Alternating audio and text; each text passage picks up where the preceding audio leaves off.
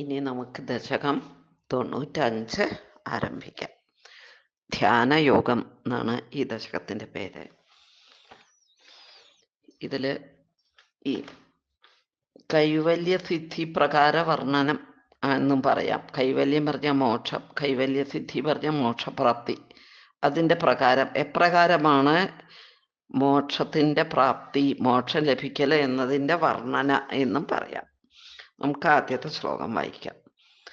ആദൗ ഹൈരണ്യഗർഭീം തനുമവികലജീവാത്മികാമാസ്ഥിതസ്ത്വം ജീവത്വം പ്രാപ്യ മായാഗുണഗണഖചിതോ വർത്തസേ വിശ്വയോനേ.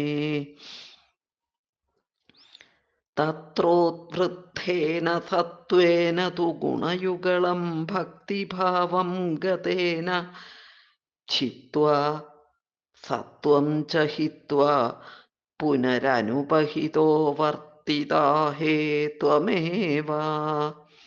എന്താ ഈ ശ്ലോകത്തിൽ പറയണം നോക്കാം. ആദ്യം ആദൗ ഹൈരണ്യഗർഭീം തനും അവികലജീവാത്മികാം ആസ്ഥിത ത്വം. അതൊരർത്ഥം പറയാം. അപ്പോ ആദൗ എന്ന് പറഞ്ഞാൽ ആദിയിൽ, ഏറ്റവും ആദ്യം എന്ന് പറഞ്ഞാൽ ഈ മഹാപ്രളയമൊക്കെ കഴിഞ്ഞിട്ട് ഈ കൽപ്പത്തിൻ്റെ ആദ്യം, സൃഷ്ടിയുടെ ആരംഭത്തിൽ എന്നൊക്കെയാണ്. സൃഷ്ടി ആരംഭിക്കണ ആ സമയത്ത് ആദൗ, ഇതിൽ അവസാനം ഒരു ത്വം എന്നുള്ളതുണ്ട്, അത് ആദ്യം പറയാം. മേൽപ്പത്തൂര് ഭഗവാനോട് പറയാണ്, ത്വം ആദൗ, നിന്തിരുവടി ആ ലോക ആരംഭകാലത്ത്, ആ പുതിയ കൽപ്പം തുടങ്ങുമ്പോൾ, പുതിയ സൃഷ്ടിയൊക്കെ തുടങ്ങണ ആ കാലത്ത് ആണ്. പിന്നെ അവികല ജീവാത്മികാം ഹൈഗർഭീം തനും ആസ്ഥിത. ഇവിടെ ഉണ്ടല്ലോ ഹൈരണ്യഗർഭം അവികല ജീവാത്മികാം ആസ്ഥിത എന്നുണ്ടല്ലോ, അതാണ്.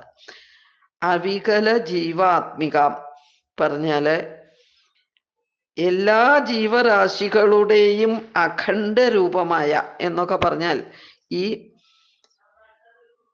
ഭഗവാൻ ഈ ലോക ആരംഭകാലത്ത് ആദ്യം ഹിരണ്യഗർഭൻ എന്ന ഒരു രൂപത്തിൽ ഇരുന്നിട്ട് എന്നാണ് നമ്മൾ ഈ നാരായണീയത്തിലെ ആദ്യത്തെ ദശകത്തിലൊക്കെ കണ്ടിട്ടുണ്ടല്ലോ. ബ്രഹ്മപ്രളയം കഴിഞ്ഞിട്ട് പുതിയ കൽപ്പത്തിന്റെ ആരംഭഘട്ടത്തിലേ ഭഗവാൻ സൃഷ്ടിക്കാനുള്ള ഇച്ഛയോട് കൂടിയിട്ട് ഒന്ന് കടാക്ഷിച്ചു, ഈക്ഷണം. അപ്പൊ മായ ഇളകി മറഞ്ഞു. എന്നിട്ട് വിരാട് പുരുഷനെ സൃഷ്ടിച്ചു. എന്നിട്ട് ആ വിരാട് പുരുഷന്റെ ശിരസ്ഥാനം ആയിട്ടുള്ള ഏറ്റവും തലയുടെ ഭാഗത്തുള്ള സത്യലോകത്തില് ഭഗവാൻ ഹിരണ്യ ഗർഭനായിട്ട് സ്ഥിതി ചെയ്തു എന്നുണ്ട്. അതാണ് ഇവിടെ പറഞ്ഞത്. ആ സൃഷ്ടിയുടെ ആരംഭകാലത്ത് ഭഗവാൻ ആ ഹിരണ്യഗർഭനായി സ്ഥിതി ചെയ്തു. എങ്ങനെയുള്ള ഹിരണ്യഗർഭനാണ്? അവികല ജീവാത്മികാം എന്ന് പറഞ്ഞുല്ലോ. അതായത് എല്ലാ ജീവജാലങ്ങളും, ഈ പ്രപഞ്ചത്തിലത്തെ എല്ലാ ജീവജാലങ്ങളും സൂക്ഷ്മ രൂപത്തില് ഈ ഹിരണ്യഗർഭന്റെ ഉള്ളിൽ അടങ്ങിയിട്ടുണ്ട്. അങ്ങനെയുള്ള ഒരു ശരീരത്തിൽ ഭഗവാൻ ഇരുന്നിട്ട് എന്നാണ്. എന്നിട്ട് എന്താണ്? ജീവത്വം പ്രാപ്യ മായാഗുണഗണഖചിതോ വർത്തസേ വിശ്വയോനെ എന്നുണ്ട്. ജീവത്വം പ്രാപ്യ പറഞ്ഞ എല്ലാ ജീവന്റെ അവസ്ഥയെ പ്രാപിച്ചിട്ട് എന്നാണ്. ജീവത്വം പ്രാപ്യ പറഞ്ഞ ജീവന്റെ അവസ്ഥയെ പ്രാപിച്ചിട്ട് എന്ന് പറഞ്ഞാൽ, അതായത് ആ ഹിരണ്യഗർഭൻ പിന്നീട് വേർതിരിഞ്ഞ് പല വക ജീവനായിട്ട് പരിണമിച്ചു. അതാണ് പല പല ജീവനായിട്ട്, അതാണ് ജീവാവസ്ഥയെ പ്രാപിച്ചു പറഞ്ഞത്. എന്നിട്ട് എന്താ പറയണത്? ജീവത്വം പ്രാപ്യ മായാ ഗുണഗണഖചിതോ വർത്തസേ വിശ്വയോനെ. അപ്പൊ ഭഗവാൻ പിന്നെ ആ ജീവാവസ്ഥയെ പ്രാപിച്ചിട്ട് പിന്നെ മായാ ഗുണഗണഖചിത, മായയുടെ ഗുണങ്ങള് ഏതൊക്കെയാ? മായയുടെ ഗുണങ്ങള് 3 ഗുണങ്ങള്: സത്വഗുണം, രജോ ഗുണം, തമോ ഗുണം. അതാണ് ഗുണഗണം പറഞ്ഞാൽ ആ ഗുണസമൂഹം. ആ മായയുടെ എല്ലാ ഗുണങ്ങളാലും ഖചിതം പറഞ്ഞ അതിനോട് കൂടി ചേർന്നിട്ടുള്ള ആയിട്ട്. അതായത് ഒരു ജീവൻ എടുത്താൽ രൂപം എടുക്കണമെങ്കിൽ ഏതെങ്കിലും ഗുണം സ്വീകരിക്കാണ്ട് പറ്റില്ല. അപ്പോൾ ജീവത്വം പ്രാപിച്ചപ്പോ എന്തായി? മായയുടെ ഗുണഗണങ്ങളാൽ അസോസിയേറ്റഡ് ആയി. അത് ആ മായയുടെ ഗുണഗണങ്ങളോട് കൂടിയിട്ട് വർത്തസേ വർത്തിക്കുന്നു. വിശ്വയോനെ എന്നുള്ളത് ഭഗവാനെ മേൽപ്പത്തൂര് വിളിക്കുകയാണ്. വിശ്വയോനെ പറഞ്ഞ ഈ വിശ്വത്തിന്റെ മുഴുവൻ കാരണഭൂതനായിട്ടുള്ള ഭഗവാനെ എന്നാണ്. ഈ വിശ്വത്തിന്റെ മുഴുവൻ ഉൽപ്പത്തി സ്ഥാനമായിട്ടുള്ള ഭഗവാനെ എന്നാണ്. അപ്പൊ ഇതുവരെയുള്ളത് അന്വയം പോലെ പറയുകയാണെങ്കിൽ വിശ്വയോനെ ലോകോൽപ്പത്തിക്ക് കാരണഭൂതനായ ഭഗവാനെ ത്വം ആദൗ നിന്തിരുവടി ആ ലോകാരംഭകാലത്ത് അവികല ജീവാത്മികാം ഹൈരണ്യഗർഭീം തനും ആസ്ഥിത.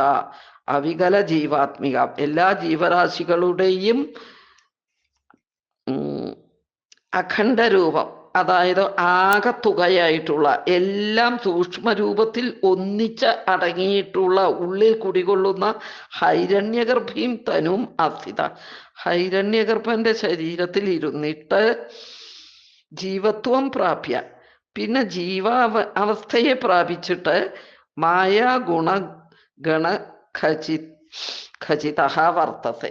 ആ മായയുടെ മൂന്ന്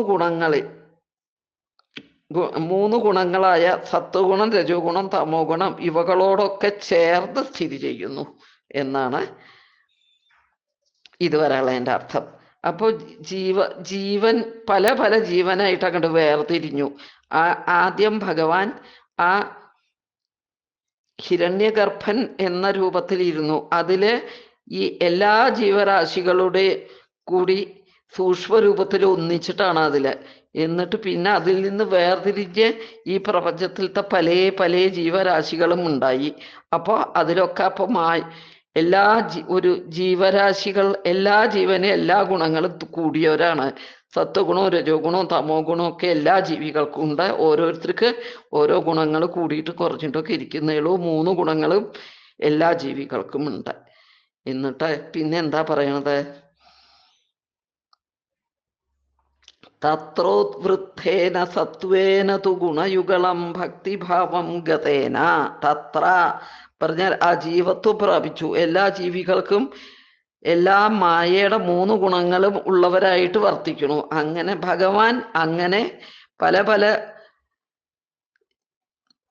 ജീവനുകളായിട്ട് അങ്ങനെ എല്ലാ ഗുണങ്ങളോട് കൂടിയിട്ട് അങ്ങനെ വർത്തിക്കുന്നു. ആ തത്ര പറഞ്ഞ ആ മൂന്ന് ഗുണങ്ങളിൽ ഉദ്വൃദ്ധേന സത്വേന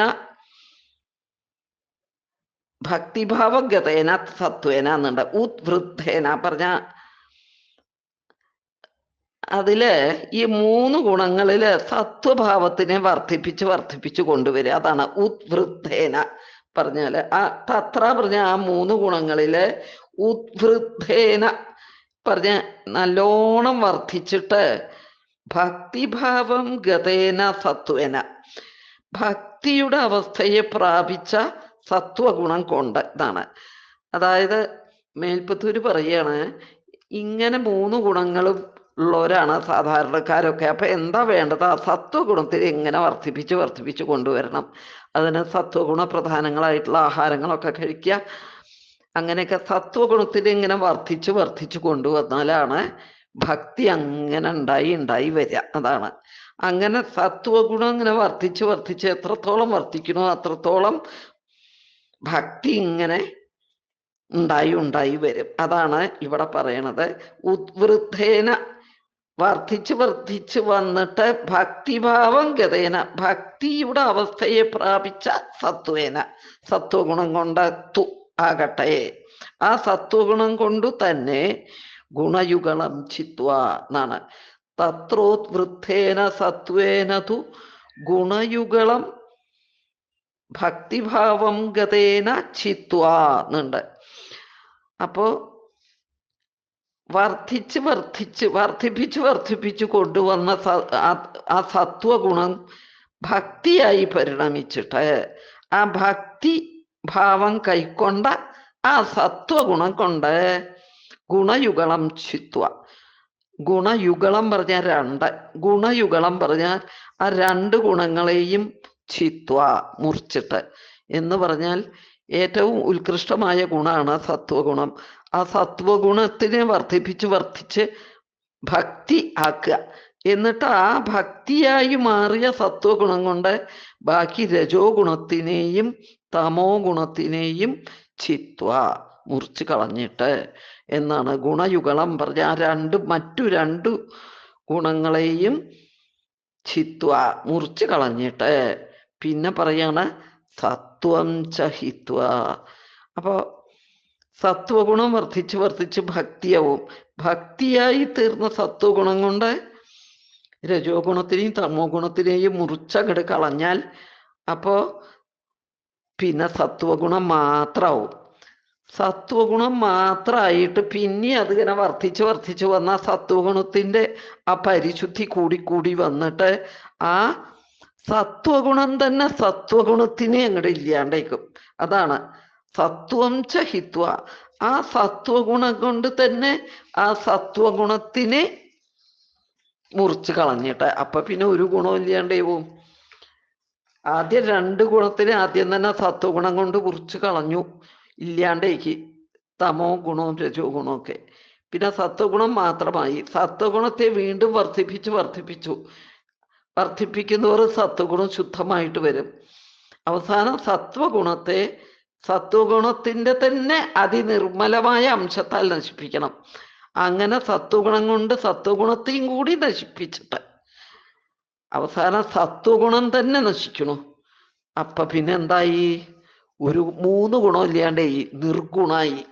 നിർഗുണം പറഞ്ഞാൽ അത് പരബ്രഹ്മത്തിന്റെ അവസ്ഥയാണ് നിർഗുണാവസ്ഥ. മറ്റത് സത്വഗുണം മാത്രമുള്ള അവസ്ഥ എന്ന് പറഞ്ഞാൽ അത് സത്വഗുണ പ്രധാനമായിട്ടുള്ള നിത്യ ശുദ്ധ സത്വമായിട്ടുള്ളത് ശ്രീ ഗുരുവായൂരപ്പനൊക്കെയാണ്. അപ്പൊ ആ സത്വഗുണം മാത്രമായിട്ട് വെച്ചാൽ ആ ഗുരുവായൂരപ്പനുമായിട്ട് ആ സാരൂപ്യം കിട്ടും. മോക്ഷത്തിന്റെ തൊട്ട് മുമ്പുള്ള സാരൂപ്യം സത്വഗുണം മാത്രമായാല്. അത് കഴിഞ്ഞാൽ സത്വഗുണം കൂടിയ കിടില്ലാണ്ട് ചെയ്യാലോ നിർഗുണവും. അപ്പൊ പരബ്രഹ്മത്തിനെ പോലെ നിർഗുണമായാല് ആ പരബ്രഹ്മം തന്നെ ആയിത്തീരും.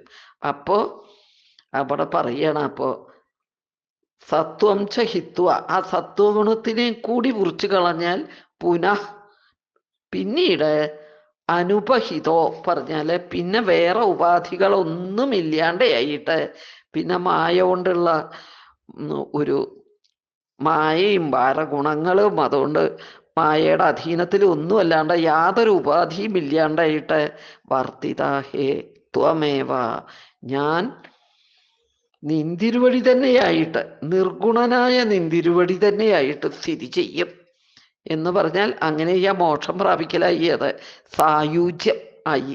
അത് ഒരു ഗുണമില്ലാണ്ട് നിർഗുണ ബ്രഹ്മത്തിൽ അങ്ങോട്ട് ലയിക്കുക പറഞ്ഞാൽ അത് സായുജ്യം. ആ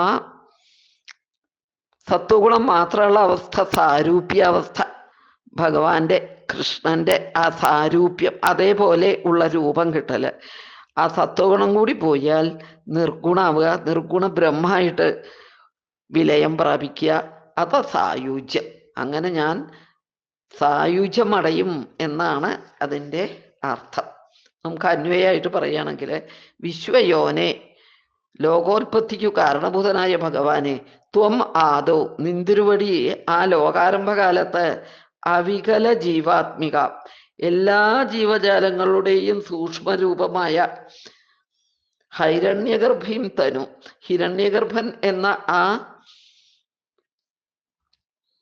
ശരീരത്തിൽ ആസ്ഥിത ഇരുന്നിട്ട് ജീവത്വം പ്രാപ്യ, ജീവന്റെ അവസ്ഥയെ പ്രാപിച്ചിട്ട് മായ ഗുണഗണ ഖചിത, മായയുടെ ഗുണങ്ങളായ 3 ഗുണങ്ങളോട് ചേർന്ന് സ്ഥിതി ചെയ്യുന്ന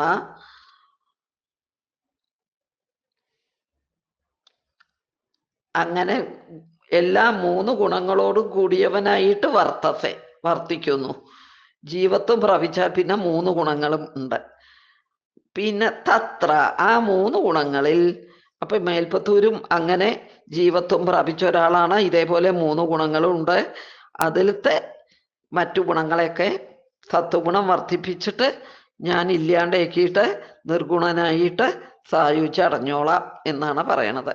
തത്ര അവിടെ ഉദ്വൃദ്ധേന ആ 3 ഗുണങ്ങളിൽ ഉദ്വൃദ്ധേന വർദ്ധിച്ചു വന്നിട്ട് ഭക്തിഭാവം ഗതേന ഭക്തിയുടെ അവസ്ഥയെ പ്രാപിച്ച സത്വേനാത്തു ആ സത്വഗുണം കൊണ്ട് ഗുണയുഗളം ചിത്വ ബാക്കി 2 ഗുണങ്ങളെയും രജോ ഗുണത്തെയും തമോ ഗുണത്തെയും ചിത്വ മുറിച്ചു കളഞ്ഞിട്ട് നശിപ്പിച്ചിട്ട് സത്വം ചഹിത്വ അതിനുശേഷം ആ സത്വഗുണത്തെയും നശിപ്പിച്ചിട്ട് പിന്നീട്